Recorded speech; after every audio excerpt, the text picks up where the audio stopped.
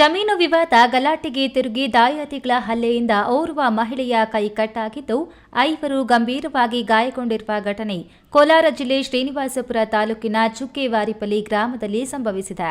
ಚುಕ್ಕೆವಾರಿಪಲ್ಲಿ ಗ್ರಾಮದ ಕೃಷ್ಣಪ್ಪ ಹಾಗೂ ನರಸಿಂಹಪ್ಪ ಕುಟುಂಬದ ಮಧ್ಯೆ ಜಮೀನು ವಿವಾದವಿತ್ತು. 2 ಎಕರೆಯಲ್ಲಿ ಜಮೀನಿನ ಭಾಗ ನೀಡುವಂತೆ ಕೇಳಲು ಜಮೀನಿಗೆ ಕೃಷ್ಣಪ್ಪ ಕುಟುಂಬ ಹೋಗಿದ್ದ ವೇಳೆ ದಾಳಿ ನಡೆದಿದೆ. ಏಕಾಏಕಿ ಮಚ್ಚು ಹಾಗೂ ದೊಣ್ಣೆಯಿಂದ ದಾಳಿ ನಡೆಸಿದ ರಮೇಶ್, ನರಸಿಂಹಪ್ಪ ಹಾಗೂ ನಾಗೇಶ್ ಮಚ್ಚು ಹಾಗೂ ದೊಣ್ಣೆಯಿಂದ ಶಾಂತಮ್ಮ ಮೇಲೆ ದಾಳಿ ನಡೆಸಿದ್ದಾರೆ. ಈ ವೇಳೆ ಶಾಂತಮ್ಮ ಬಲಗೈ ಕಟ್ಟಾಗಿದೆ. ಸುಧಾಕರ್, ಕೃಷ್ಣಪ್ಪ, ವೆಂಕಟರಮಣಪ್ಪ, ಜಯಪ್ಪ, ಪ್ರಕಾಶ್ ಎನ್ನುವವರ ಮೇಲೂ ದಾಳಿ ನಡೆದು ಗಂಭೀರವಾಗಿ ಗಾಯಗೊಂಡು ಕೋಲಾರ ಜಿಲ್ಲಾಸ್ಪತ್ರೆಗೆ ದಾಖಲಾಗಿದ್ದಾರೆ. ಕೈ ಕಟ್ಟಾಗಿರುವ ಶಾಂತಮ್ಮಳನ್ನು ಹೆಚ್ಚಿನ ಚಿಕಿತ್ಸೆಗೆ ಬೆಂಗಳೂರಿನ ವಿಕ್ಟೋರಿಯಾ ಆಸ್ಪತ್ರೆಗೆ ರವಾನಿಸಲಾಗಿದೆ. ಇನ್ನು ಏಕಾಏಕಿ ಮಚ್ಚು ದೊಣ್ಣೆಯಿಂದ ಹಲ್ಲೆ ಮಾಡಿರುವ ದೃಶ್ಯಗಳು ಮೊಬೈಲ್ನಲ್ಲಿ ಸೆರೆಯಾಗಿದ್ದು ರಾಯಲ್ಪಾಡು ಪೊಲೀಸ್ ಠಾಣೆಯಲ್ಲಿ ಪ್ರಕರಣ ದಾಖಲಾಗಿದೆ.